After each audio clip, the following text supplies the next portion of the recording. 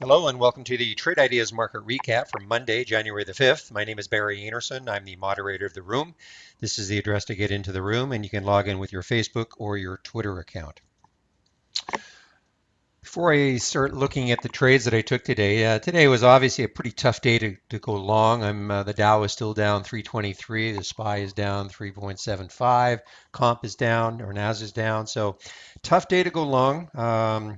I'm going to go over a couple of things that I did try to do. I did go short one at the very beginning of the day, and that kind of actually made my day to a certain extent. But you can take a look at here at the SPY volume. We still have about an hour left in the market, and this is Friday's volume, so we're still under Friday's volume. We may match it, with a spurt in the last hour. This is New Year's Eve, but you can see we're still below. I think we have to get to, this sort of a level, maybe up to here, 150 million at least, before we start to see some good follow through in the things that we like to play. Now, on a day like today, bounce plays are just not going to work very well at all, if at all. You have to be pretty lucky on picking the right one. So I don't think I'm just looking, I don't think I played one bounce today. So let's take a look at what I did do. Let me get back to the 5 minute candle chart. And first one was the Royal Bank of Canada. Now, the Royal Bank, it started off weak and, the market was down. The speculation, everybody figures, of course, now we're back tied to oil getting killed again. So the market now is tied to the oil prices. And the Royal Bank and all the Canadian banks are kind of tied to the oil prices also.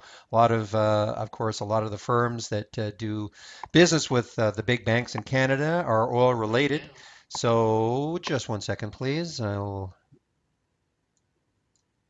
there we go. Just deleted my the sound alerts.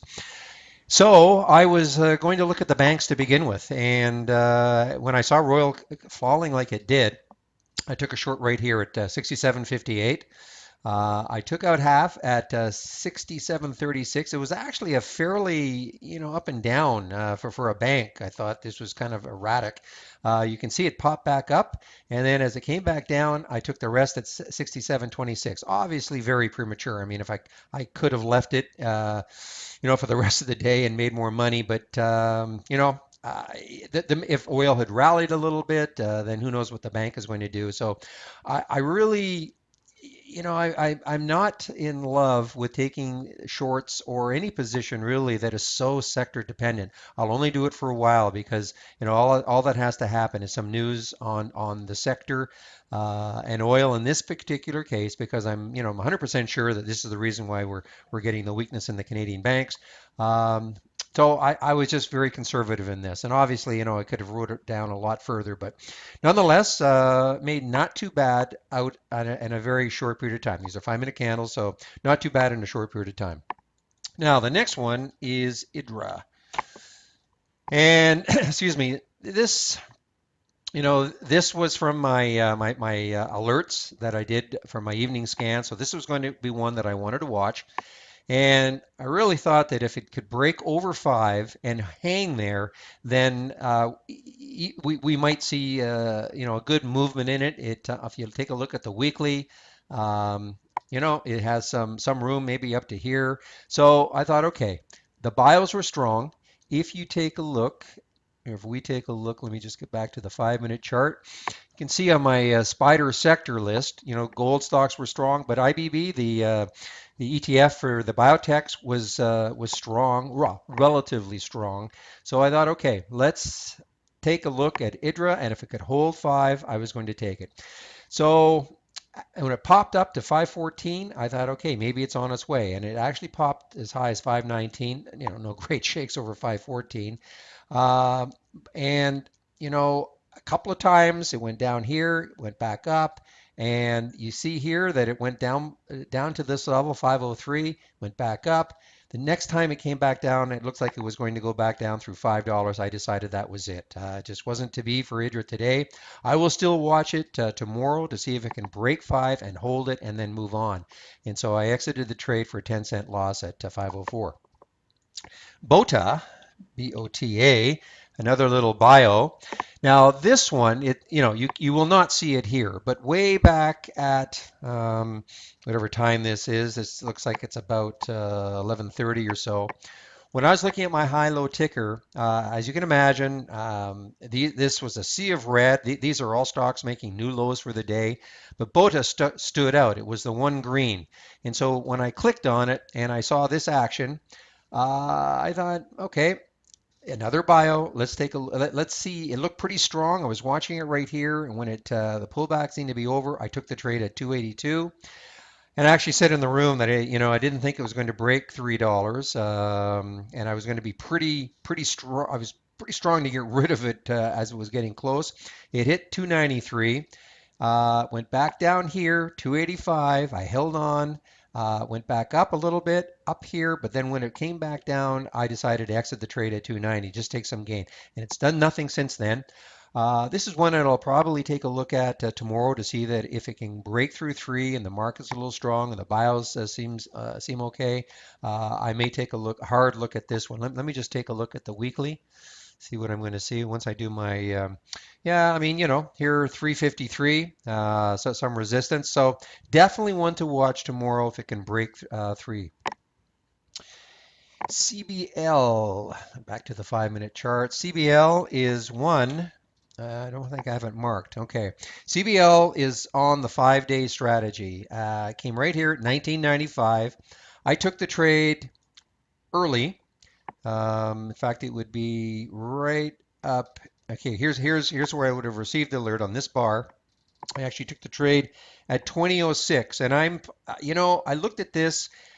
And again, this is the 5-day swing strategy, and so the theory is that you hold it for 5 days. I'm not much of a swing trader, but uh, I looked at this, and as the market was going down, I thought, it's not doing too badly. I mean, 19 it is 20 cents from where I took it, the low, but as it was recovering, I thought, okay, I'm probably going to hold this one. So unless it has a catastrophic collapse in the next hour or so, I will probably hold this and just see if in fact I can hold it for a few days and make some money on it. Again, the trigger was at 1995. I'm in at 2006.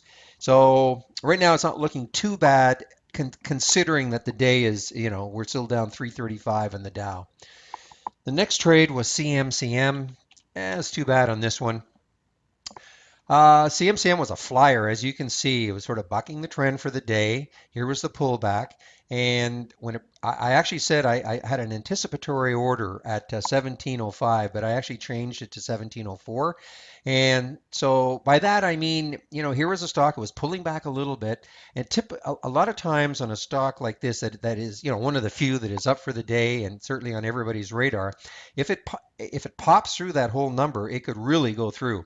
And so I put what I call an anticipatory trade in, so that if it got to 1704, I didn't have to wait for it to happen. The trade was already in. I was going to take some at 1704. That's what happened. I was able to get some at 1704. Got up to 1714 and looked pretty good. Looked like it was going to be on its way. A little bit of a pullback. Now the problem here, as I said in the room, is that the SPY was going down or was going up at this point, and you know it wasn't. It was starting to move down, and so let me just bring this over here.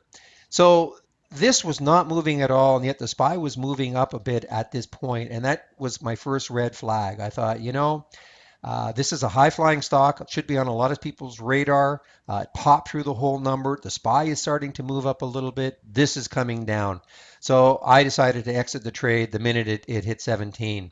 And looks like it was a good exit. It tried to pop up a little bit again, but it is stuck down here. So, that's something that typically I'm always going to follow what the SPY is doing.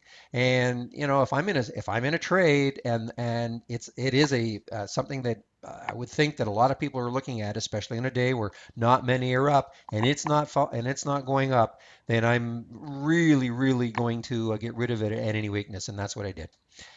And the last one was a double whammy, no good. I took away here. You see, here was a huge volume spike for it, and so I thought, well, it shouldn't cost me too much to find out if that volume spike was going to mean anything. And so I actually, it's hard to tell here, but I took the first trade here at 27.54. I exited here at 27.47. You see that it popped back up again, and sometimes, it takes a while for this volume spike to mean anything. And so I took the trade again at 27.55, but I exited again the second time for another 7 cent loss at 27.48. So, it maybe if the market had been better, we may have seen some follow through. But I mean, look, this is massive volume. After, again, 5 minute chart, so massive volume after a couple hours almost of doing nothing. And a lot of times this will mean some continuation. But maybe today's just really a tough day for that. So took a couple of losses on it, but I kept my stops tight, so no huge damage. And let's see, there is one I am keeping an eye on, and that is CEMP. Hope it hasn't run yet. No, it hasn't. Okay. This again was another high flyer, but it is, in the pre-market, it was way up here. And well, here is the pre-market. Sorry, here's the pre-market. High at 29.73. 29.73. So it's given back, almost $6 of that.